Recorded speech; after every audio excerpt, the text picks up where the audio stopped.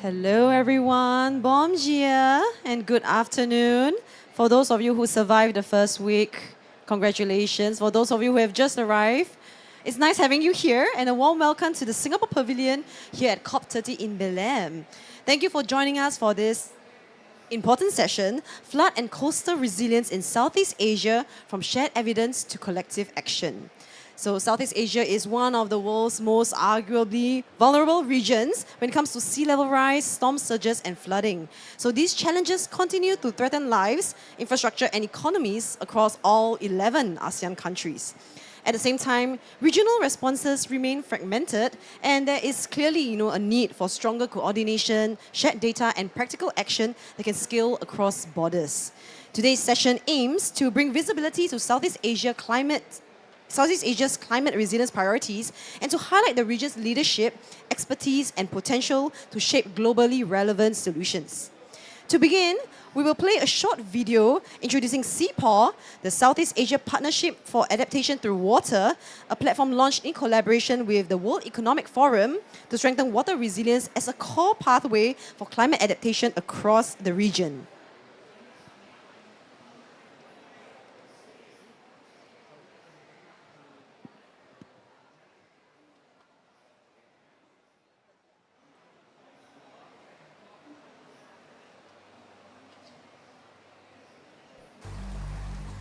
Water. It sustains us. But today, water is also at the heart of our planet's greatest challenges.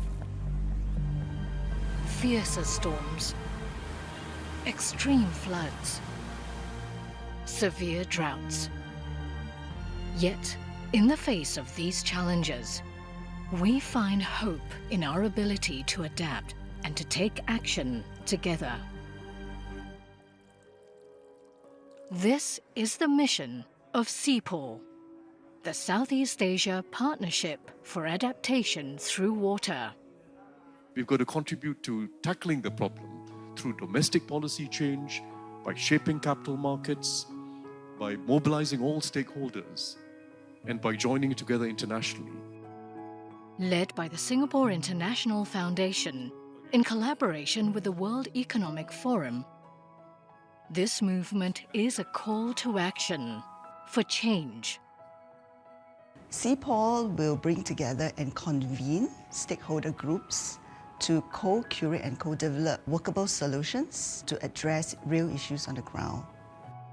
Enabling collaborative solutions tailored to our region's unique water-related challenges.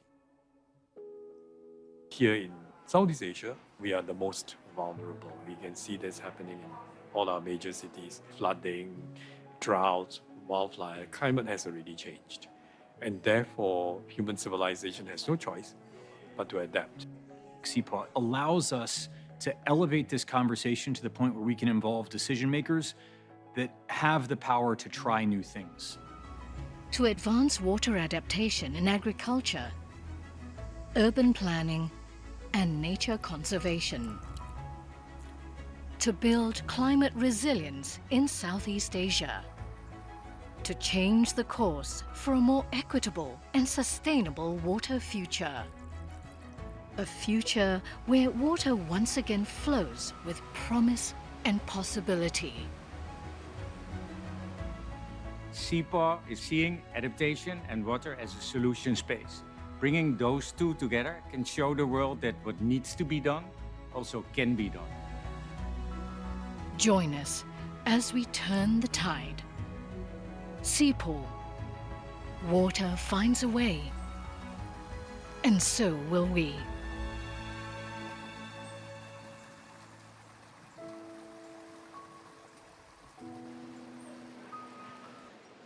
All right, I hope that video gives a little bit of understanding and context for today's session. And to help us set the stage, I would now like to invite Christy Lee, Director of Programs at the Singapore International Foundation, to share more about SEAPAW, its working groups, and the key developments since its launch. Christy will also speak about the growing impacts of floods in Southeast Asia and how these challenges led to the development of the Flood Damage Reduction Roadmap. Christy, please. Thank you, MJ.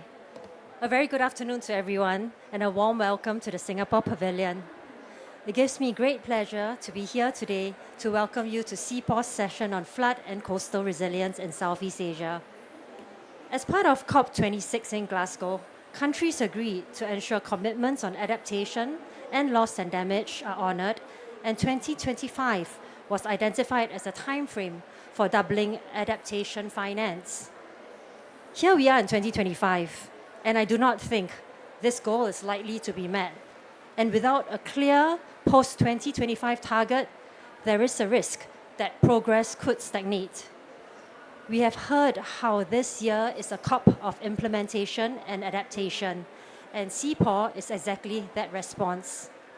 The Singapore International Foundation has long championed regional collaboration and people-to-people partnerships, and we launched SEAPAW in June 2024 with the World Economic Forum as our knowledge partner to advance climate resilience in Southeast Asia through a water-centered approach. SEAPAW aims to bring together public, private, and civic actors to turn shared challenges into actionable, investable solutions that are locally grounded, regionally aligned, and globally relevant. Climate action has long been seen as the responsibility of governments, but it is clear that without other actors, especially the private sector and businesses, stepping up to also take action, we are not going to get very far in our efforts to achieve the goals of the Paris Agreement. Since SEAPAW's launch, 25 organizations across different sectors, including academia and research, finance, technology, and non-profits, have joined us, and we count the Asia Investor Group on Climate Change, Boston Consultant Group, Google Asia Pacific, Microsoft, Mei For Luang Foundation, Sumitomo Mitsui Banking Corporation, Temasek Life Sciences Laboratory, and Thrive Networks East Meets West, among others, as members and affiliates. In June this year, a joint paper developed together with the forum in collaboration with the Boston Consulting Group was published to introduce the concept of adaptation through water, an approach that places water at the very center of climate adaptation discussions. Southeast Asia is already among the most vulnerable regions to extreme weather, and overall, Southeast Asian countries could lose 18 to 25% of our GDP due to climate change. This region needs to prepare quickly for the impacts of climate change, and yet these efforts are under-prioritized and under-supported. And a major reason for the lack of support is the difficulty in grasping adaptation. To that end, this paper describes a framework for action focusing on 4 key solution areas that can drive tangible impact. Flood damage reduction, which is safeguarding people, infrastructure, and ecosystems from escalating flood risk. Water optimization and circularity, which is improving the efficiency and reuse across agriculture and industry. Financing adaptation through water, which means mobilizing capital for high-impact projects. And water and nature innovation, scaling technologies and nature-based solutions. Following the report, SEAPAW members committed to forming working groups to try and look at possible roadmaps to accelerate action in these areas. And today, we would like to share conversations from the Flood Damage Reduction Working Group formed to identify local-level pathways for resilience and increasing private sector demand signals. The business opportunities in these areas are substantial, but to unlock the financing, we need a coordinated, investable, and inclusive agenda that aligns evidence, policy, and finance. I'm very pleased to invite Dave Sivaprasad, a member of the working group, to moderate this session. Dave leads the BCG's climate and sustainability practice in Southeast Asia and climate adaptation and resilience in Asia Pacific, and recently published a number of pieces on climate resilience as a strategic priority and the enabling environment needed to attract investment to drive lasting change. I will leave the very important discussion and what this roadmap could look like to Dave and our esteemed panel here today to discuss why we believe a collective approach is so urgent. Dave, please.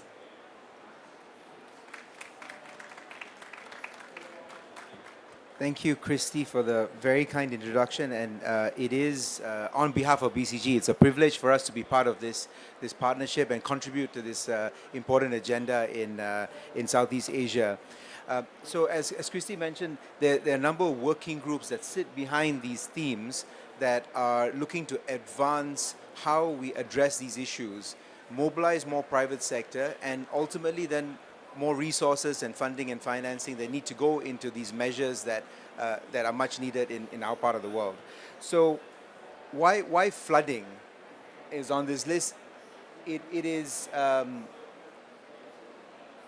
a problem that we face today, and it's a severe problem, right? So historic impact, 2 billion in terms of US dollars of impact every year has been what we've been seeing historically.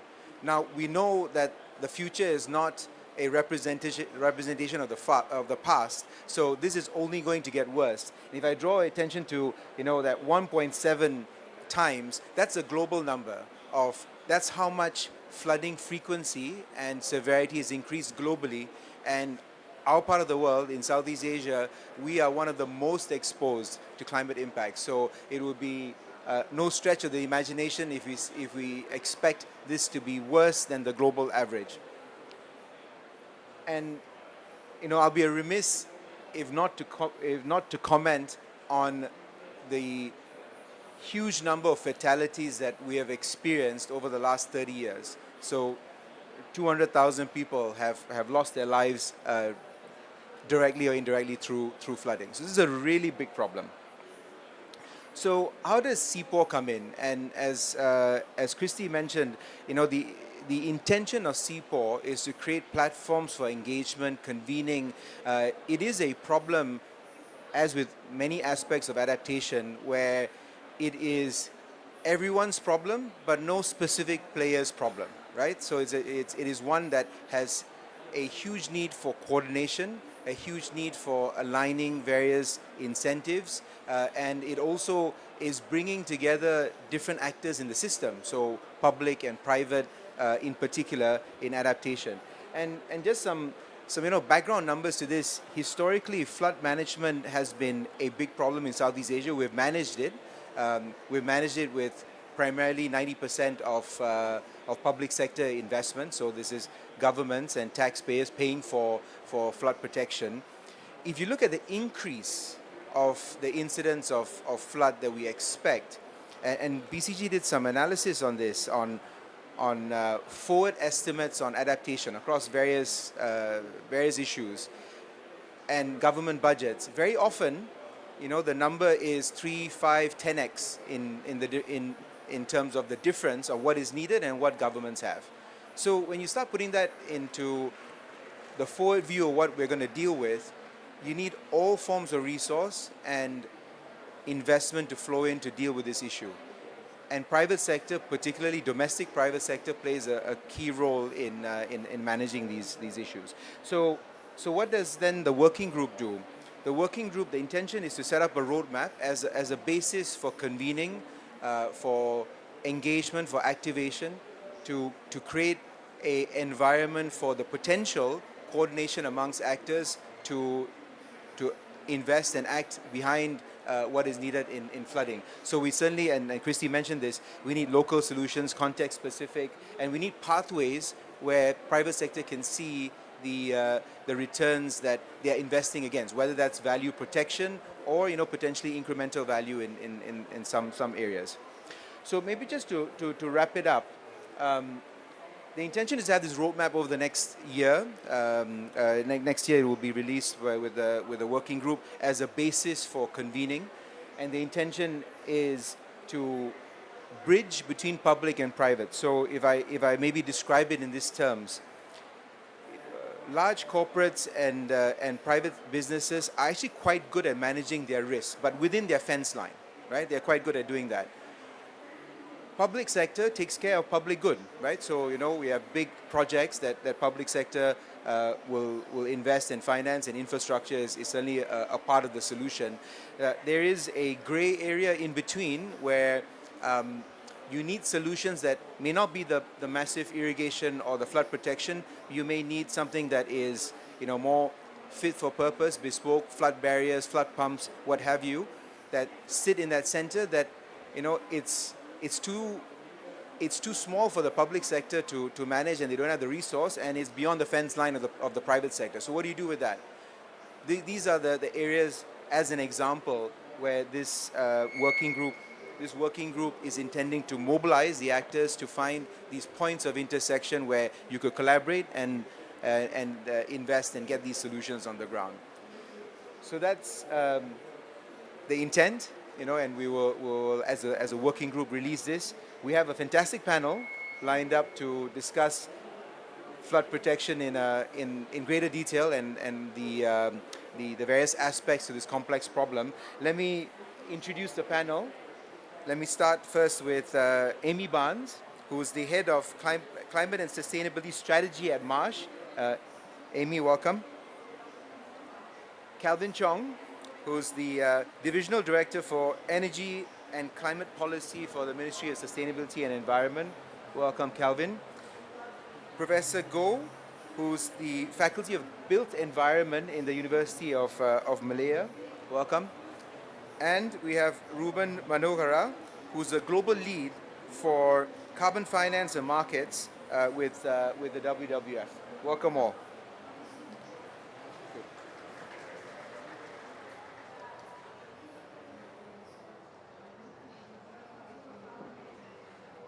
Great. It's a privilege to have you here on this panel, and you bring such a diverse perspective, nature, communities, public, private, and certainly the private sector.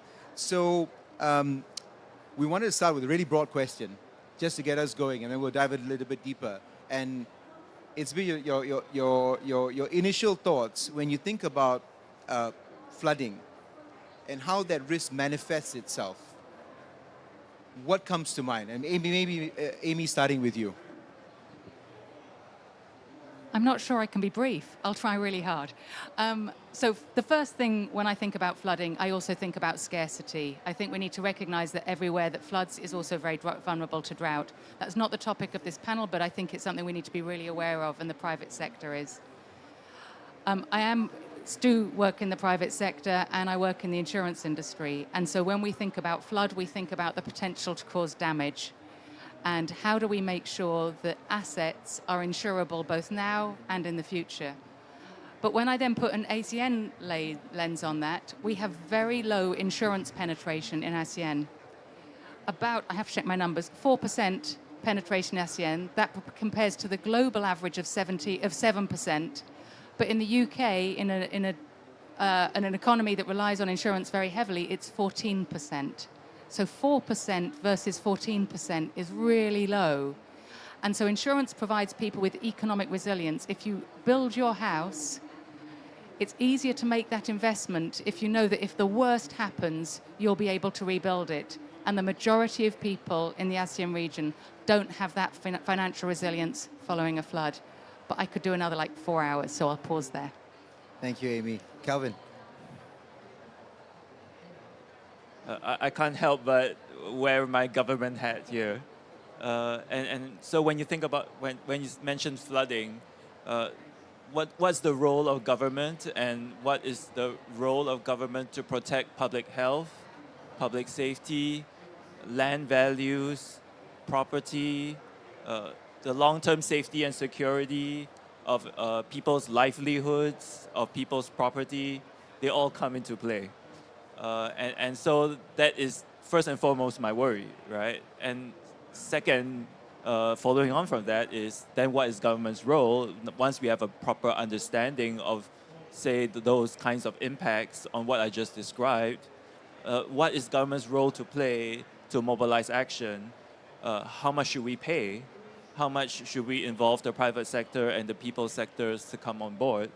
I think these are all very weighty questions, and each of us in our own communities and in our own countries are grappling with this because there's no playbook. And we feel the ground shifting as we speak because of climate change impacts, of increasing intensity of rainfall. So I think these are difficult issues that we all have to grapple with. And maybe I look forward to learning a bit more from my very distinguished panel members on how then each of us have a part to play to really answer some of these questions. Thank you, Calvin. Professor Goh?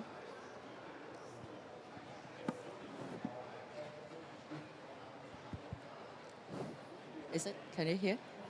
Can you hear me? Okay.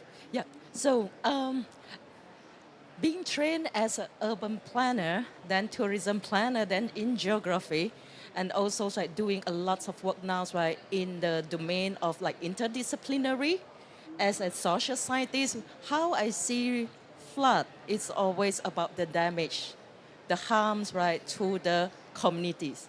That is some things that right, immediately come to my mind. But again, like I mentioned earlier, I was trained in urban planning. Then it's also right associated closely to how well our cities has been planned. Yeah, rapid urbanization, especially when we talk about Southeast Asia region, and at the same time, the fragmented governance. I think that is the key issues that right, we are addressing when we talk about flood. In the past, is that we always have area where is too much of water. There comes the names of flood, and then we have like too little water. There comes the issue of when we talk about droughts. Eventually, is that by what we realize in academia is that we need to integrate what we have been doing, all the efforts, right, to become one ecosystem so that right, we can make the max and the optimum level to address right, the flood issue. Thank you. Ruben? Thanks, Dave. And before I start, just want to say thank you to SIF and the Singapore Pavilion for having me on this panel. It's a real pleasure to be part of this panel. So coming from WWF, and because of the panda is a strong brand, people tend to associate pandas with biodiversity and animals.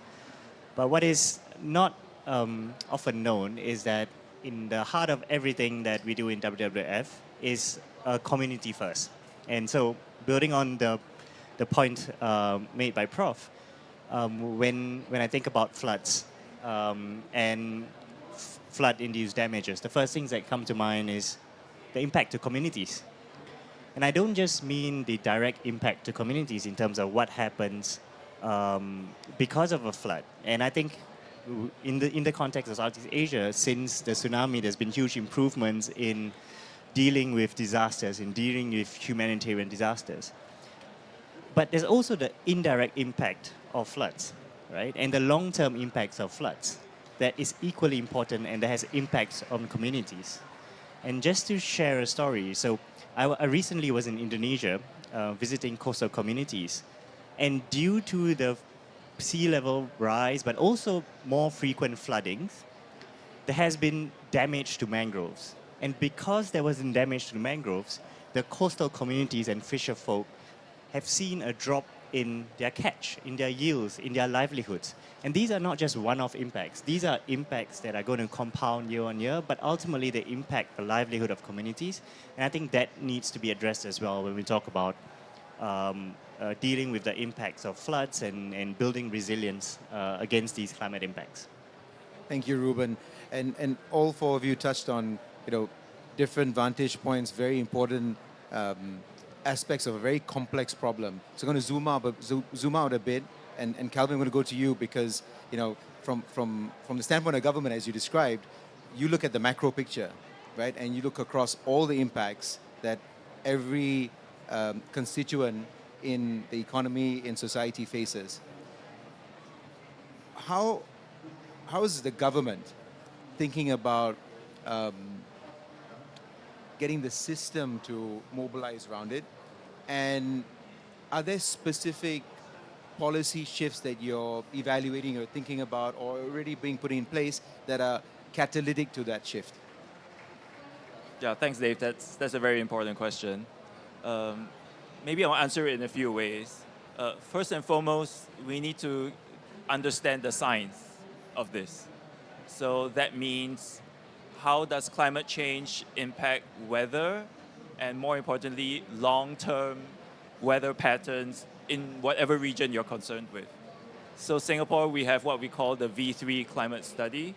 We took the latest AR6 findings, downscaled that to about a 80-meter resolution, and applied it to Singapore and the region. That gives us a better understanding, based on certain reasonable projections, in the worst case scenario, what to expect in 2100.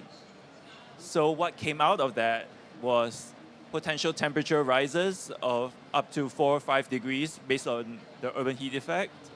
It also meant sea level rise of up to 5 meters. So that's twice my height. So you can imagine around our coastlines, and Singapore is a very tiny island, smaller than the city of London, only a few times the size of Manhattan, and multiply that with what we see are these science-based projections on what that might mean for rainfall, what that might mean for sea level rise, then that gives us a picture of what to expect and what to plan for. So that's my first point. We need to understand the science of this and make sure it's grounded in robust, peer-reviewed, internationally recognized standards and projections and assumptions, because that's how government should plan. And we need to defend to the public what are those planning parameters. Secondly, based on the science of this, then we can properly map out what are the possible impacts to the country, be it damage, be it loss of property, and it's staggering. So because I mentioned Singapore is an island, if you map the 5-meter sea rise, up to a third of our island will be underwater by 2100 if we don't do anything.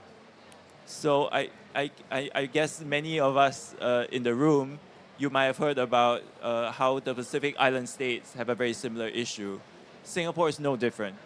And so when you realize the magnitude of that issue, then you have to apply your minds to then how do you seriously then start to think about how you need to mobilize resources, how you need to look at technologies, you start to look at good examples from other countries who may have dealt with a similar issue, but of a different scale perhaps, or a different context. And that requires you to apply your mind to what can we do now, and what might we need to hold off and do slightly later. What might we need to do as a government, and what we might need the private sector and the people sector to come on board. Because infrastructure and seawalls can only go so much. It requires a human response. Singaporeans are not used to seeing extensive flooding in their homes and at the wave heights, and when you think of Singapore, there are not that many places which are over 5 meters, unfortunately. So you really do need to think about the whole system. And in that spirit, and also picking up Ruben from what you're saying, I'm going to go to you, Prof. Goh. So we got to think about it as a system, right? Where many things need to line up for true resilience and adaptive capacity. What are some of the overlooked aspects of this when you put a lens on the communities that are impacted, both in terms of planning and executing the actions that are needed? What do you see? If we take a look on what happened today, we are not only talking about cities, but in Malaysia, for instance, according to the National Physical Force, by 2040, we'll have 80% of Peninsula Malaysia will be urbanized, meaning that apart from the mountain ranges, all the areas will be urbanized. So now we are talking about urban areas then. What has been overlooked is that when we talk about flood, in a way, we are planning and design for hazard, but we forgot about the people who live with the hazard every day. They are the ones that dealing with it then. And at the moment, it's that based on a more top-down planning approach, this is being overlooked then. One thing is that in many Southeast Asian countries, mainly developing countries, what has been overlooked when we talk about the community, when we talk about the people that living in an urban area or even in cities, is that we always focus on maybe owners, or we say the residents. But among the residents, there are many, many groups. It's very diverse groups among them. One is the rentals, the tenants. What happens when we talk about flood? What happens to the tenants? The loss of the properties, one thing. But how about like, all the, we say about, let's say, right, in the house, the cars, yeah, that's one. Second is that, right, in this region also, we see a lot of migrants. What happened to them? Yeah, this has been, right, in a way, has been overlooked, as well as the informal sectors and informal, right, settlers as well, which is, right, very high when it comes to the population's, right, percentage, right, in this region. This has been, in a ways that need to be given, right, more emphasis, yeah, to be part of the systems that, but the system is at the moment is that I think what we have to kind of, right, stretch the spectrums a bit to include all these, right, different groups of people. That this diverse group of people need to be included. Then again, like I mentioned earlier, is that, right, we plan for hazard, but we forgot about to plan for the people who actually dealing with the hazard. And then if you take a look on the hazard itself, flood. When we plan for flood modeling, for instance, we think about, okay, we would like to evacuate people. Then we're also thinking that, right, during the evacuation, there are people that, right, do not want to be evacuated or even relocated. Yeah, that's first. How many of them that do not want to be relocated, especially when we talk about sea level rise? Sea level rise, we are talking about coastal communities, and coastal communities, we have a coastal area or coastal region where you see, right, these luxurious housing areas or coastal cities or the waterfronts. But at the same time, we also have fishing villages. And then those are the vulnerable groups then. Where they are going to go? They have no place to go because that is tied, right, to their livelihood options then. So those are the things that need to be seen as a system. We have that system, but it is not, right, rich enough, right, to capture the needs and also the different expectation or even, right, the basic rights of the peoples that are living in this region. Thank you, Professor Goh. It really speaks to top-down planning, but locally led adaptation, right? And connecting up these two in an effective way.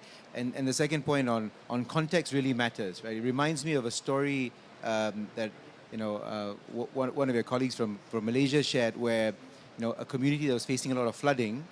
The feedback from the community was, we face flooding all the time. We actually know how to deal with this, but we don't know how to deal with heat. Right? So really, what is the problem that the community needs to solve, and being able to then organize around that is a really important point. Going to shift gears a bit to the economy and private sector, in particular businesses. Amy, how are you seeing, with all the incidences of extreme events and high frequency events that we've observed over the last 1 or 2 years? How are you seeing the shift, if any, of businesses on how they're evaluating these risks, how they're pricing it, and how they're factoring it into their commercial decision making? So I'm going to come back to something that Kelvin said about, we have hazard models for Asia. So we broadly understand how the hazard will change over time. Because we have relatively low insurance penetration, what we don't have is good vulnerability maps. So in insurance, we'd worry about the vulnerability. So you look at the hazard, you'd look at the type of asset, and you'd think, how vulnerable is that to the hazard? And so you need to know the building type, you need to know the elevation. And the insurance community has not invested in the quality of vulnerability data that it has in the US or in Europe. And so we have much less data in the region than elsewhere. And the reason that's so important is because I wrote down the words that were on the slide that you put up. We have limited data to justify investment. Because without understanding the specific vulnerability, it's very difficult to give a cost benefit for an intervention that reduces the vulnerability. So if I were in an ecosystem where that vulnerability was well understood, it's relatively straightforward for us to say that your vulnerability, if let's talk in dollar terms, your vulnerability is currently 10.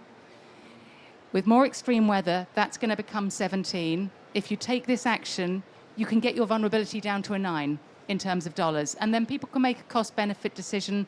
They can understand, they can think about planning that CapEx into their operating cycle. If we can't monetize the cost of the risk, it's very hard for the private sector to justify the investment. So we need to improve the vulnerability data sets within the region. But I think it's also really important. I always feel bad in the private sector, the fact I talk about assets first. People clearly matter hugely, but even if I go back to assets, assets don't create value, it's the people in the assets. So having workforces protected is very important to employers as well. And Professor Go and I were talking before we came on the panel about the 2011 Thai floods. Now, a woman in my team was living in Thailand at the time she was at school. And so she tells me about, even though the Bangkok floods were quite devastating, the city had invested in protection for the industrial zone in order to maintain and protect foreign direct investment, which meant that the houses were the ones that bore the brunt of the suffering. Well, that's also a problem for business, just being very sort of cut and dried about it, because they need workers to be healthy and to be able to focus on going to work. So companies are not ignoring the social implications of flooding. The last point I'll make that companies are really increasing their focus on is the risk in their supply chain. And ASEAN is a supply chain of so many parts of the world. This isn't an ASEAN example, but about 3 weeks ago, a large motor manufacturer in the US posted a $1.5 billion loss because of flooding at their aluminium manufacturer, which meant they couldn't make one of their flagship vehicles. And so as we look at so much of the automotive industry being dependent on Vietnam in their supply chain, which has very high level of flood exposure, we have more companies assessing the risk of vulnerability in their supply chain. Now, the concern I have for those cities is, and sorry for being quite detailed on this, but I think it's a really important point for governments, is if we're just looking at hazard data, we can say the hazard is getting worse. I think that the risk in Vietnam is too high. I'm going to withdraw my foreign direct investment.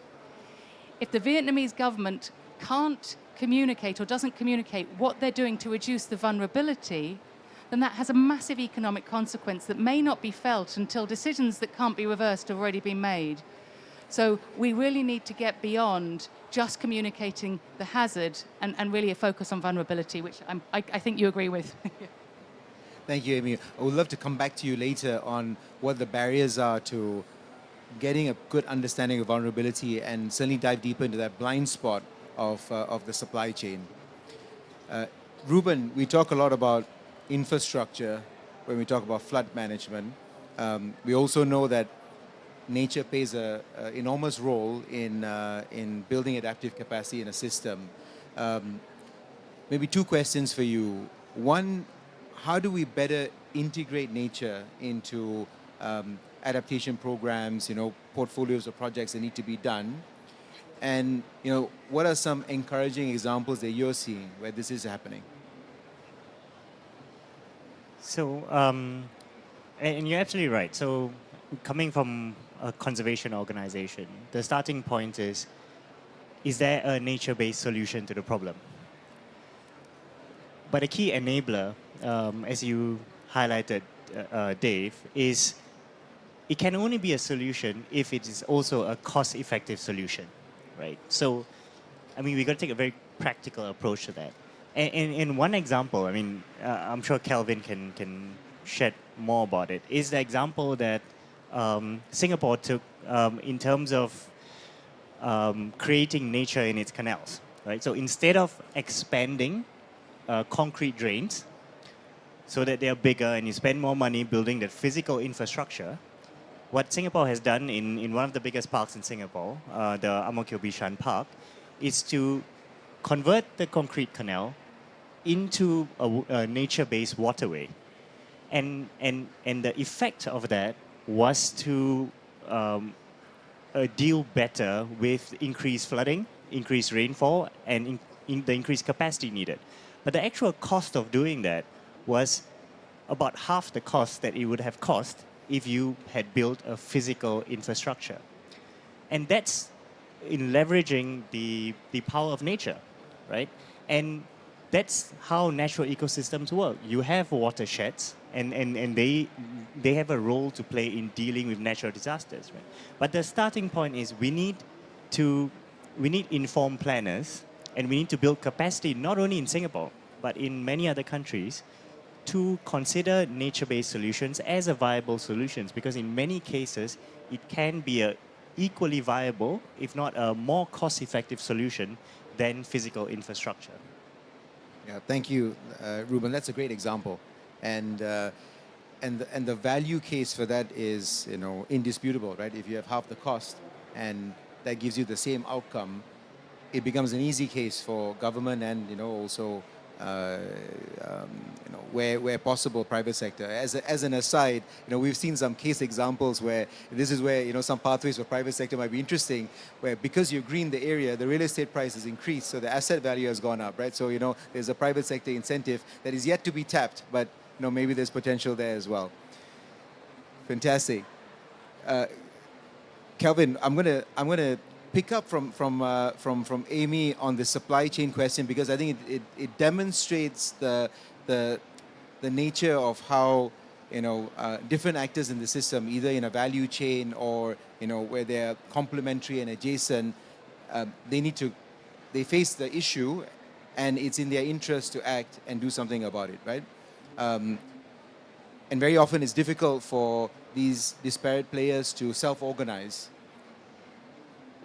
How do you see these partnerships or coordination mechanisms, or what we may call them, how do you see these evolving, and where do you see the critical role of government in being able to establish some of these? Well, I think of it in a few ways, right? So one, I think, as earlier mentioned, providing data is for sure an important platform.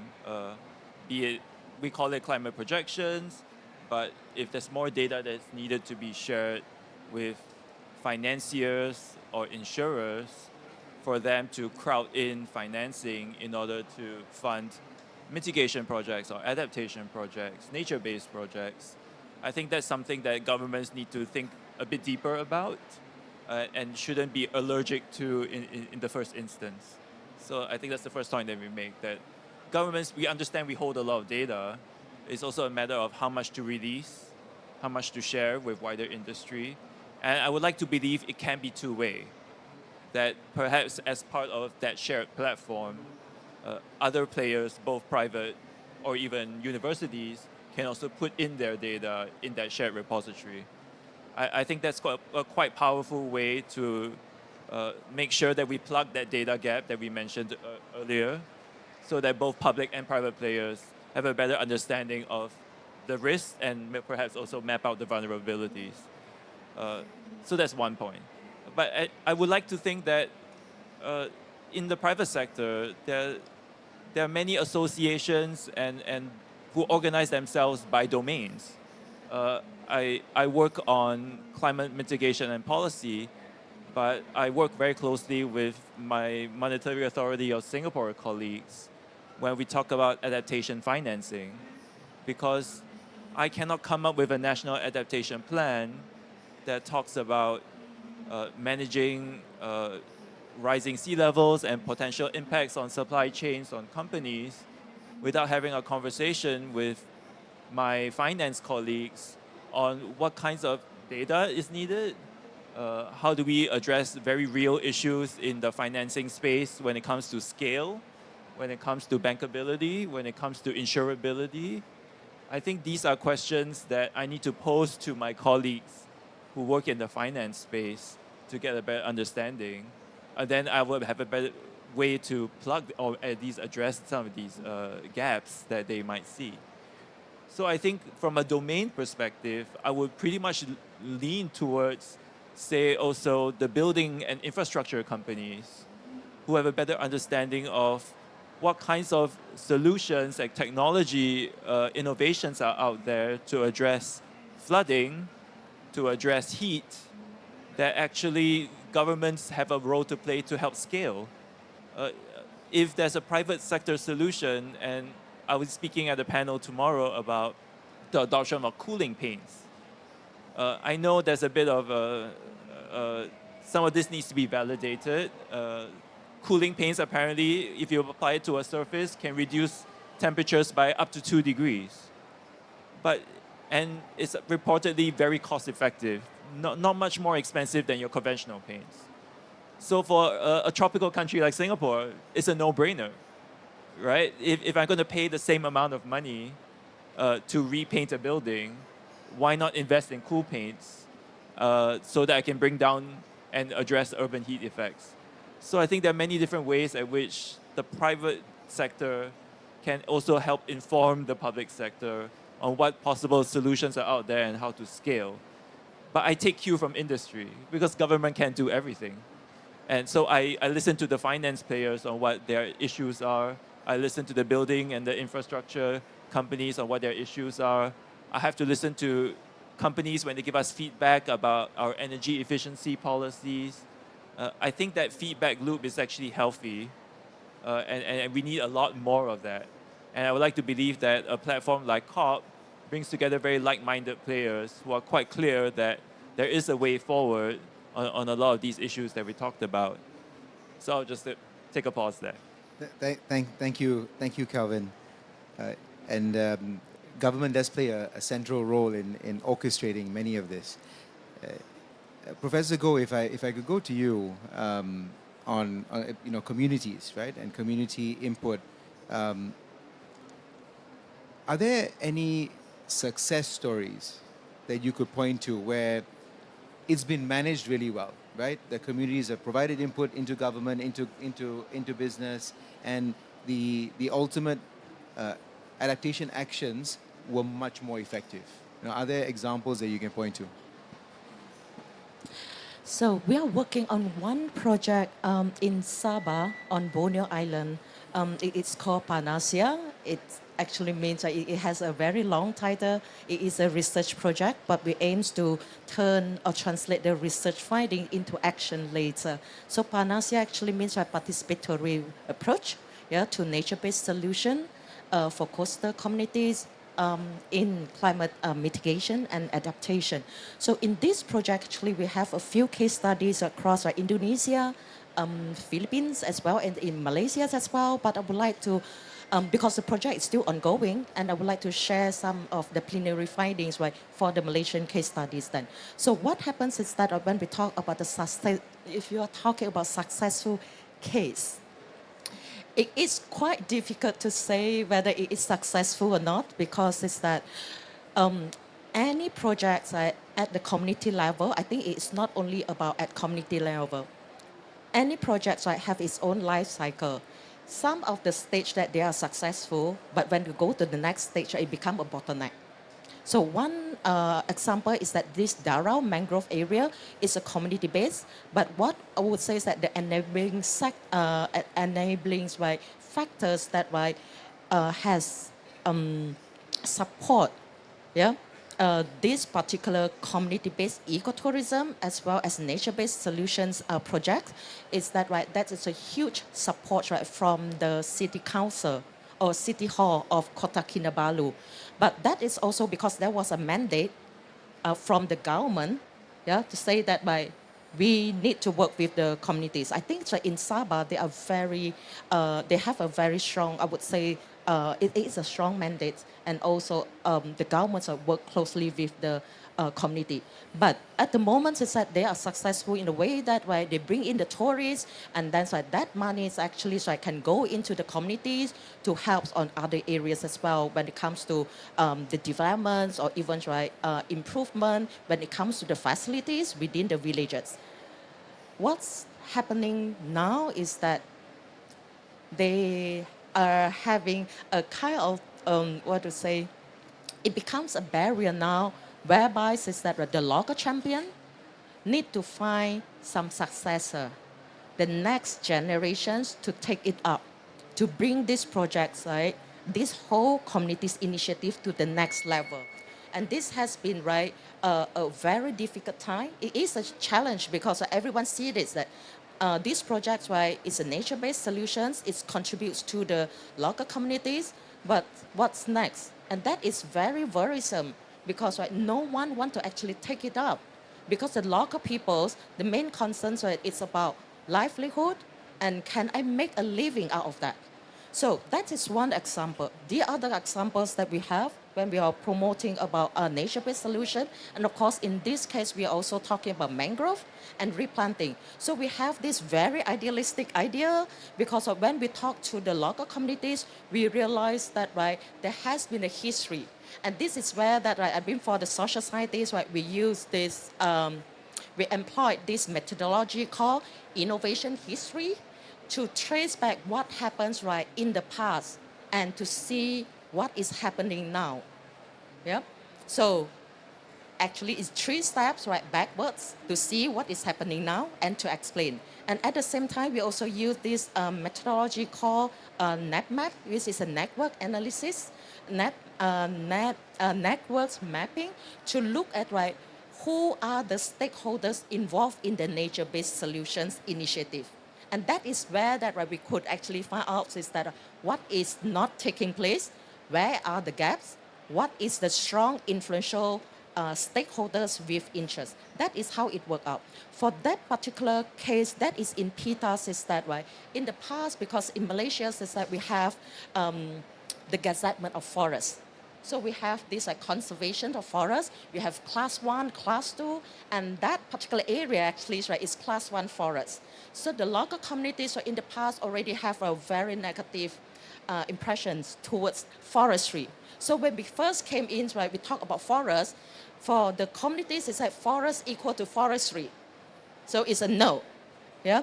And then later is that, right, I think so, right, from the academics is that, right, this is where that we see how research into actions is that, right, translated, is that, right, try to bridge between the government agencies and then the communities. And this is where that now it is still on, they are communicating now. Forestry is willing to work with the local communities now. Yeah, I think it's also good that we see the change. And at the same time, communities also feel that, right, yeah, they would like to work on it. And we actually bring in one more very important, right, stakeholder, which is the cooperative, what we call board, yeah, in Malaysia, because they can be the ones, right, providing funder. What's next that we are actually planning to link the whole, to make it an ecosystem is that how can we actually look at it from the blue carbon perspective and selling credits later, because we are trying to also identify, right, the communities forests, not the ones that has been gazetted. And then when we talk about blue carbon, we are also thinking about nature-based solution. It's not only about the marine protected area, but at the same time, the ecotourism. And that is where that it will support the local people. And at the same time, it's like how we can make the tourists pay for that, which is meaningfully can be directly, goes back to the community who help to protect or even live with the nature.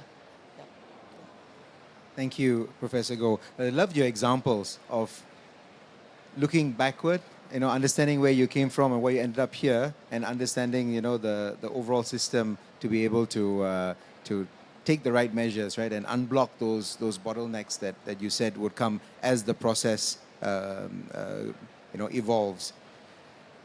I'm going to do 2 more rounds of questions, Amy, Ruben, and we have time, so we're going to open it up to the audience, for any of your questions, anything that you would love to engage on with this esteemed panel. Maybe Amy, starting with you. You talked about lack of vulnerability maps and the data behind it that limits some level of decision making. You also described the blind spots in supply chains, in selected industries. If you look ahead, what needs to happen and what needs to be done for the appropriate conditions to be there for businesses to take commercial decisions on adaptation actions? So the first thing is ownership. I think often when it comes to resilience, organizations don't often have one clear owner. You can see the CEO owns all the risks. But the chief risk officer may not be thinking about the physical resilience. Supply chain and procurement are often more focused on contracting. The insurance manager is often thinking about the own asset footprint.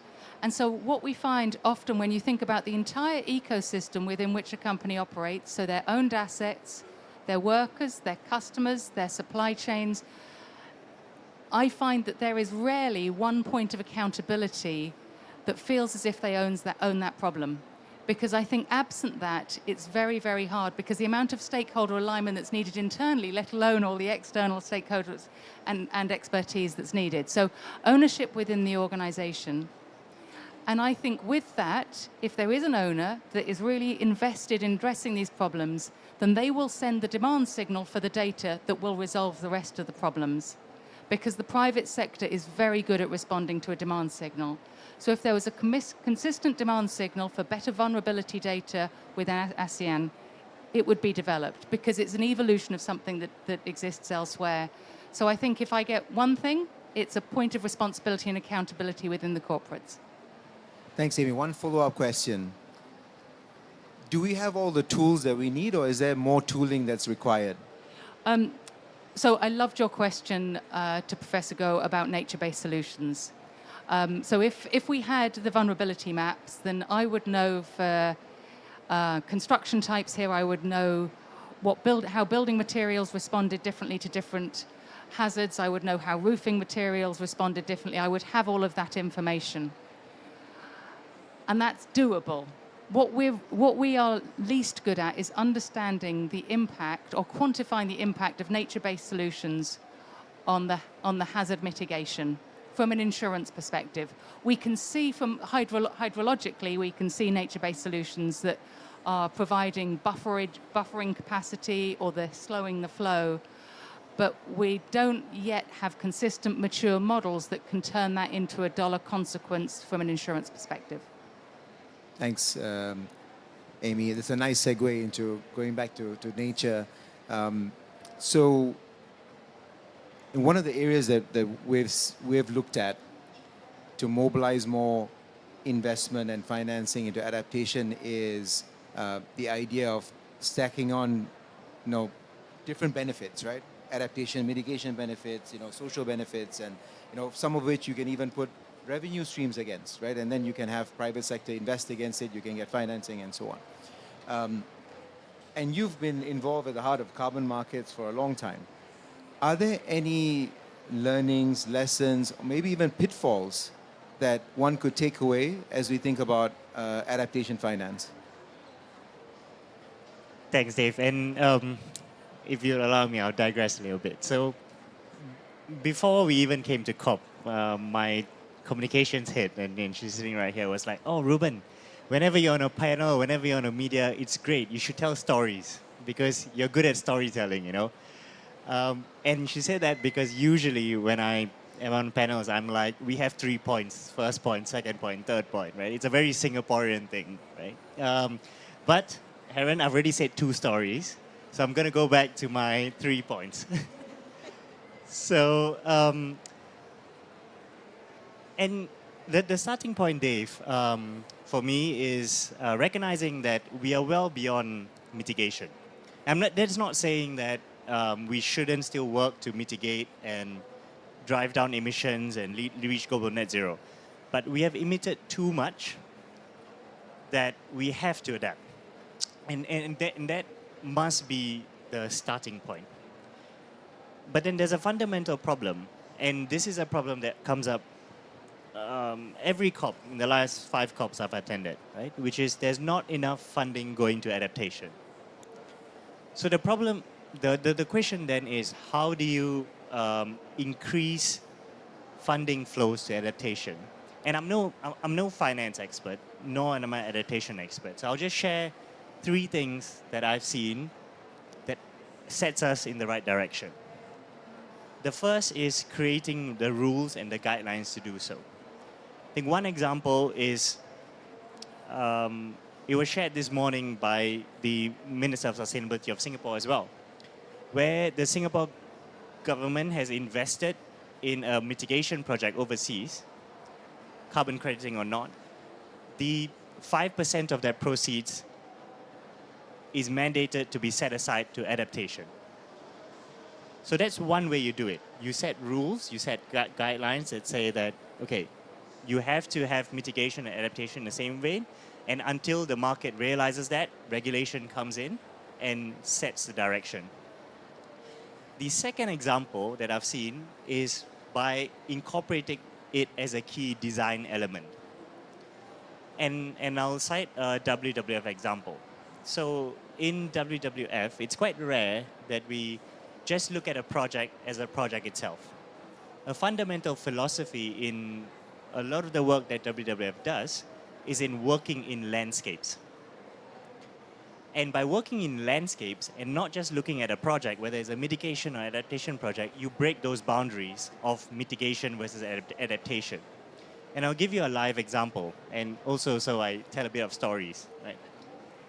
So WWF in Asia Pacific works in this landscape called the Sulu-Sulawesi landscape, which is a coral triangle. And it is a landscape that cuts across Malaysia, among other countries, Malaysia, Indonesia, and the Philippines. And why that corridor is important is because it's an ecological corridor where turtles travel. Not only turtles, but dolphins as well travel, and communities used to travel as well. So there's a lot of historical significance. And when we look at projects there, and WWF works in currently more than seven sites within those landscapes, right? And when we're looking at adaptation projects, we are like, okay, how can we work at adaptation projects or mitigation projects within those landscapes to create those synergistic benefits? But you can only do that when you're looking at the landscape level and not at the project level, right? So that's the second element, which is incorporating and breaking that boundary by rethinking how you design programs, right? And moving away from a project level basis. The third, and I think Amy alluded to this and shared quite a fair bit on this, is creating the business case. And Dave, you shared about carbon markets, and I think blue carbon came about in what Prof. Goh mentioned as well. And I'll give you two examples of how in carbon markets there has been a business case that has been created for adaptation. The first is through the incorporation of rating agencies. So for some context, to those that are not familiar with the carbon market space, it's a growing trend in carbon markets for projects to be given ratings. And these ratings are like your financial services. You get a AA, a BB, a CCC, depending on how good your project is. And Prof. Goh shared about mangrove projects. In mangrove project, there was a project that was rated a BBB. And the reason why it was rated a BBB was not because it does not remove carbon, but because it was susceptible to sea level rise that would affect its ability to store the carbon in the future. So there is then a commercial incentive, and at the same time, you have projects, and the projects that are in Malaysia, for example, that are AA, because the projects by design have factored in modeling of sea level rise. And the difference between a AA and a BBB project is a range between 20 to 40% more price that you can sell the credit for. So as a project developer, and WWF is not a project developer for avoidance of doubt, there is a commercial incentive for you to break the boundaries of adaptation and mitigation. And another example is insurance. So also looking at projects, right? There is a cost to insurance in carbon markets, for example, if you don't mitigate a project, because and that is a non-trivial cost. Insurance costs can incur up to 10 to 15% of the project cost. If you're not able to effectively show how you have mitigated the natural risk. So there is a real commercial incentive for project developers to mitigate that risk upfront, that the adaptation, or to introduce the adaptation element upfront, because there is a true business case to do that, right? So I think these are three examples that I've seen of ways in which the boundaries are broken and the lines are blurred between this, to be frank, very artificial distinction between mitigation and adaptation, which is a construct of the UNFCCC, right? It is a construct of the Paris Agreement because we needed 3 goals: adaptation, mitigation, and finance, right? So, but there's no strong reason why that barriers need to happen in practice and in implementation as well. Fantastic examples, Ruben. And I think you met your objectives on storytelling. I think they were very good. Thank you for sharing that. It was fantastic. I can't help myself, but I have to say that we have to keep a very strong focus on a mitigation pathway because, you know, certain adaptation solutions will just not be effective in our more severe scenarios, right? You said 5 meter sea level rise. Yeah. I think an 8-meter storm surge will be a different thing to engineer against, right? So we gotta keep the eye on mitigation certainly as well as adaptation. So we have some time. Would love to open it up to the audience, you know, to engage on this topic. Anyone has any questions, comments, reflections, thoughts to add, you know, please feel free. I think we have some mics floating around also.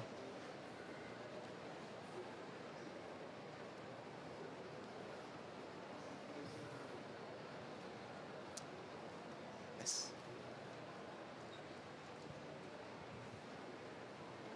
Hi, my name is Jean-Axel Poté, typical French name, sorry.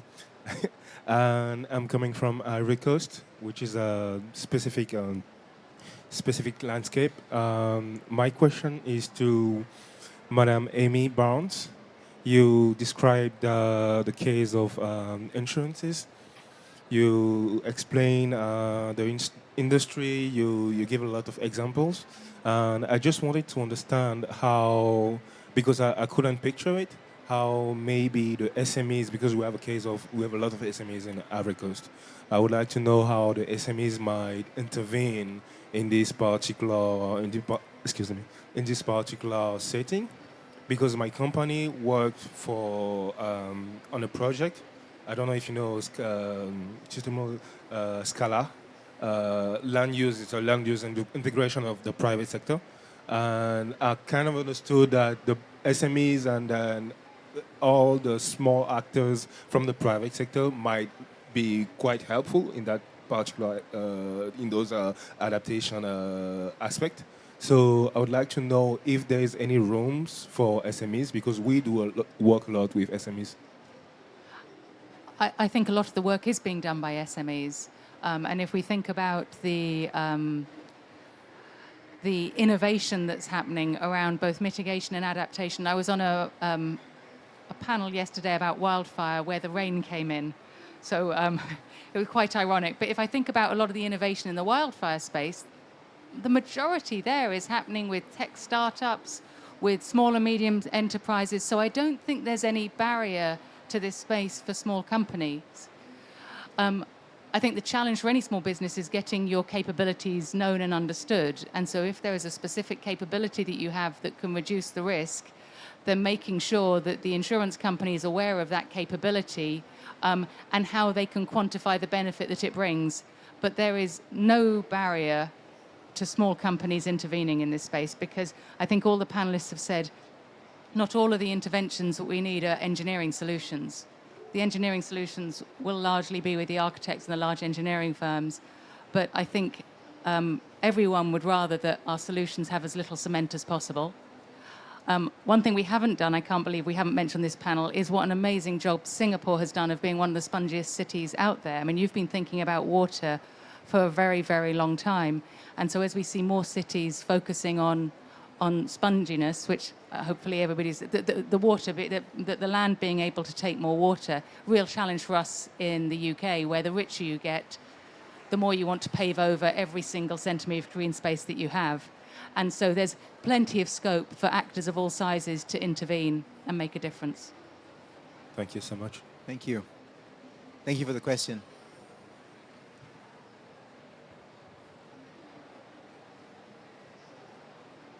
Anyone else? Oh. Hello, thank you for hearing me now. It's just a comment about it's really good to see so many perspectives how the public and private service can offer to help the communities and the cities in situations of flood because I'm a natural born person from here, from Pará. I have been living here for all my life. I am accustomed to, and all of the people who live here, accustomed to with the situations of flood around the streets, around the poor communities, which is the ribeirinhos.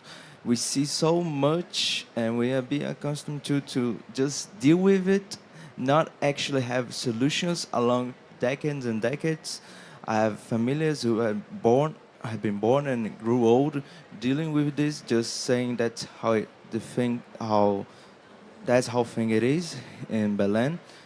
So it's really interesting to see how the public and private service sees the situations, how you deal and see how the cost and how difficult and harsh it really is to see, but it really is something I could call enlightenment for me who has been living here for so many years and see so many people close to me dealing and having lost and losing your houses, having so many hardships to do in your daily life.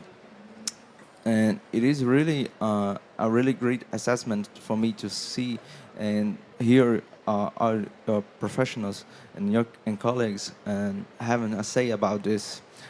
It really says a lot about the future that I could foresee for this, for my city, and for all I could say it about in the near future. Thank you for. Do you want to come in?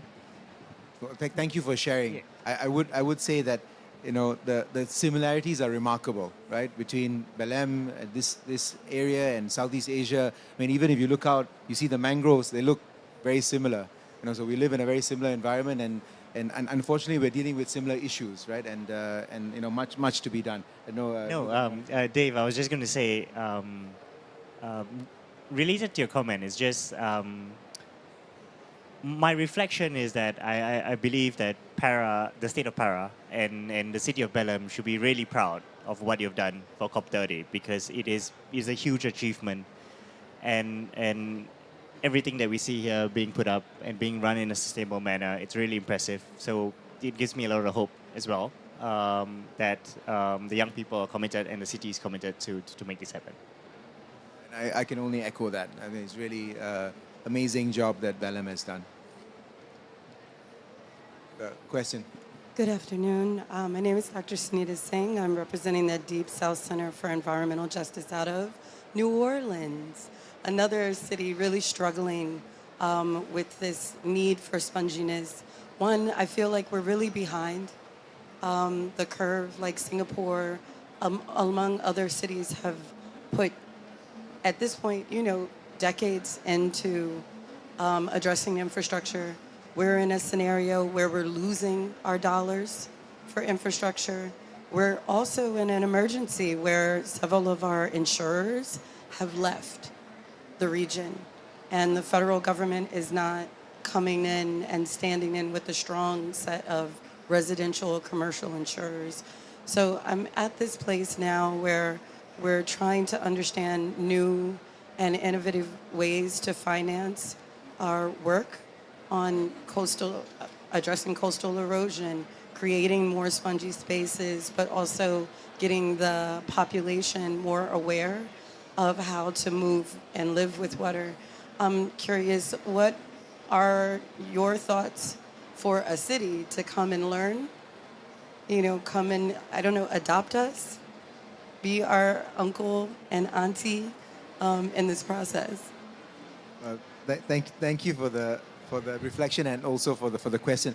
Maybe Calvin, as the government representative. No, first and foremost, I have utmost respect for the city of New Orleans. I think the way you have responded to many of the incidents over the past few years has been very brave and commendable. I know there are some headwinds, and I think the world stands with you to make sure that you're able to pull through and thrive actually in this climate impaired world. What I think I would say is that it's never too late to start. Singapore, we are a young country, and really a lot of the lessons are quite hard fought and learned along the way. We have our own share of mistakes. And I think your presence here at COP is really an indictment of what Singapore has done as well. We try to learn from others. So in our early days, when we were struggling with not just inland flooding, we had struggled with access to clean water. So we had to learn how to make sure that we converted pretty much more than half our island into a catchment area, pretty much, right? We created reservoirs where there were none. There were man-made reservoirs. We converted certain coastal areas that were exposed to seawater, and we sealed it up to create new reservoirs. And when technology was available, we went into desalination, reverse osmosis. So that journey was with its own share of ups and downs. And we benefited, I think, from the experience of others and learned from others. So that's, I think, a great starting point, that we can always learn from one another. Secondly, I think we all have to find new and innovative ways to and contextualize these global solutions then to our local context. I think some of that means our communities have to understand that it comes with some sacrifice, right? So again, in the early days of Singapore, we had to go through water rationing. I know this is something that may not be close to, I guess, younger Singaporeans' minds, but I remember when I was very young, we had to do deliberate water rationing. So we learned that water is precious, and that there may come a time where we don't have access to regular clean water at the on of a tap. And so I think having that resilience, that grit, to know that nothing you can't take anything for granted, and that you can try your best, but actually the community needs to come together is just as important. And lastly, I'll just make a point that you talk about adopting, but one way to think about it is just an extension of learning from one another. I'm very sure we're happy to learn from the New Orleans as well. I understand that several years ago, the Public Utilities Board of Singapore actually went to New Orleans to learn from you on how you dealt with the floods. And I'm quite sure that we're happy to reciprocate if New Orleans would like to have a visit to us. Take a look at our detention tanks. Take a look at how we perhaps integrate some of the inland coastal flooding with the inland flooding as well as coastal flooding, and how they interact with one another. That is an emerging model that we are building. If that's something that you're keen to understand a bit more, I think there's so much that we can learn from one another. And I'm sure many in the audience too will be happy to share their experience. May I just add one point that I feel so passionately about, and we had a report published in the UK just last week. In the UK, 1 in 13 homes is still being built on a floodplain. And we need to stop building badly. And I think that's one thing that won't necessarily be politically convenient, but to stop homes and buildings being built in the wrong place and to the wrong standard. Yeah, we need to do it. Thank you, Calvin and Amy, a really important point that you made. We'll do one more question and then we'll do rounding thoughts from everyone. Any final question or reflection?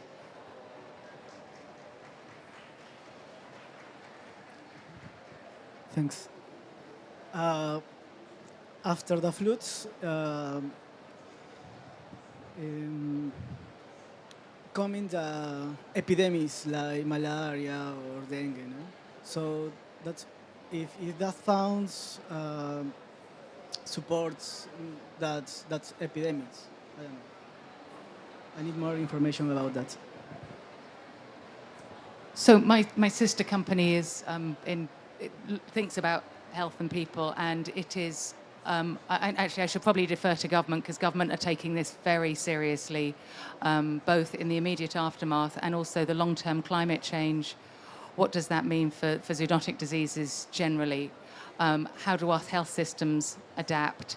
And we're already seeing that generally the costs of, I'm afraid my data is US because that's where we have the best data, but we're already seeing the specific increase in healthcare costs due to climate change, and we can already quantify them, and it goes into the tens of billions of dollars.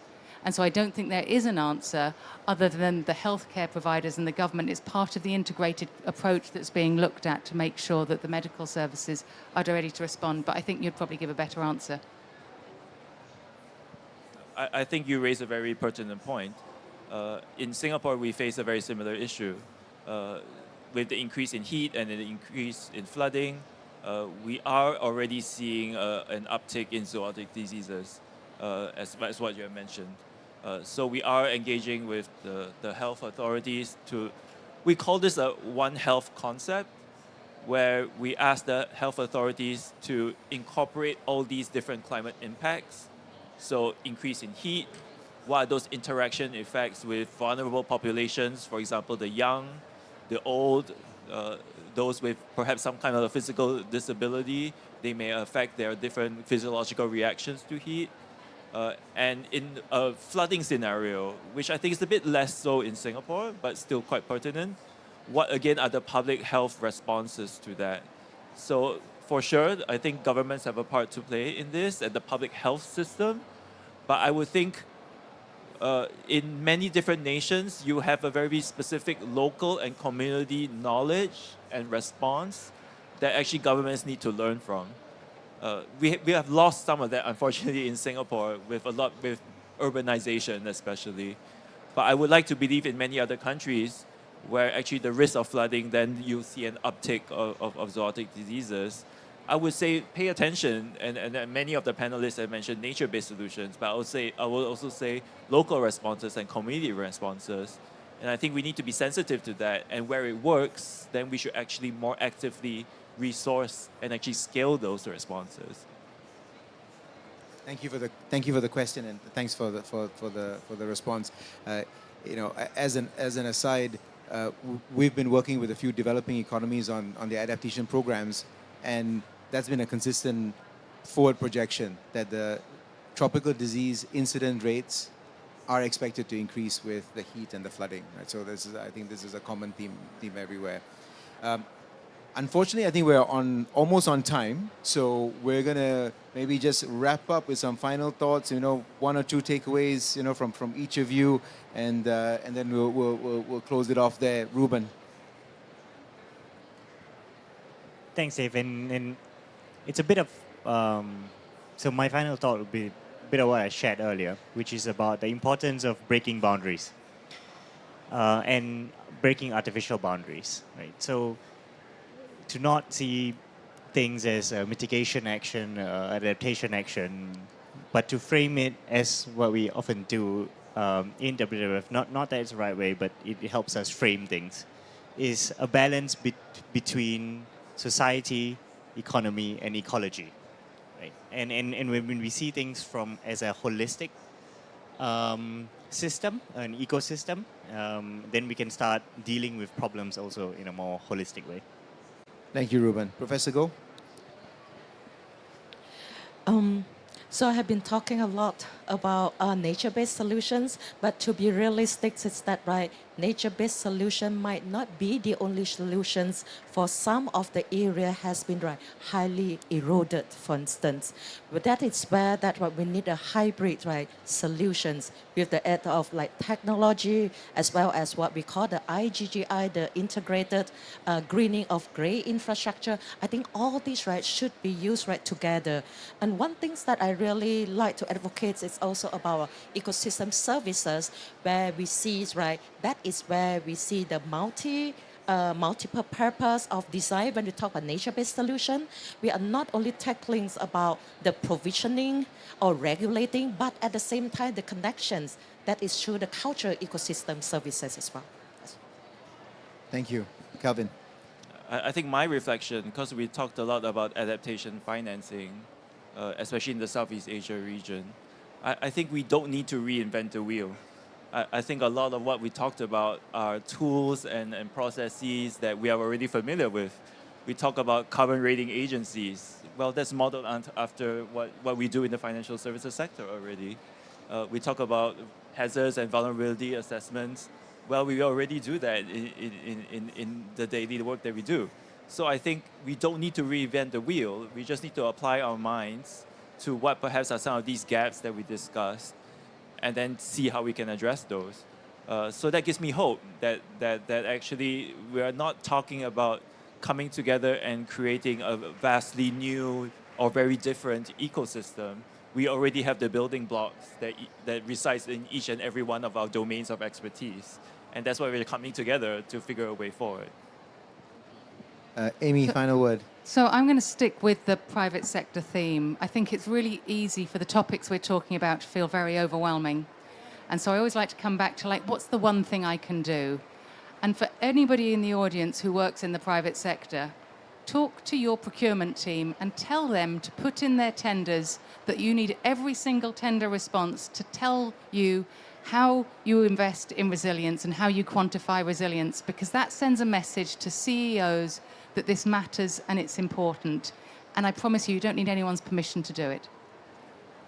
Thank you, Amy. Great way to end. Well, thank you all. It's been an excellent discussion. I love the examples, the stories, and the specificity that we got to. And thank you to the audience for joining. Thank you for your participation. Wish you a great rest of the evening and a productive and a COP that advances forward. Thank you all. All right. Thank you to our panelists for the rich exchange so far. Perhaps we can have all the speakers on stage, remain on stage for a group photo. I hope their insights have shared, the insights that has been shared reflect a clear message. The risks of inaction are escalating, but so is the region's readiness to collaborate, innovate, and lead.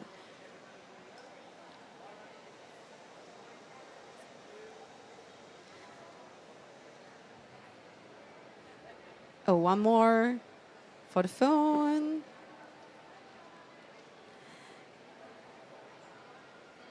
As we wrap up, I would like to thank our speakers, panelists, and all of you for joining us today. We hope this conversation inspires further partnerships and deeper engagement with the SEAPAW team.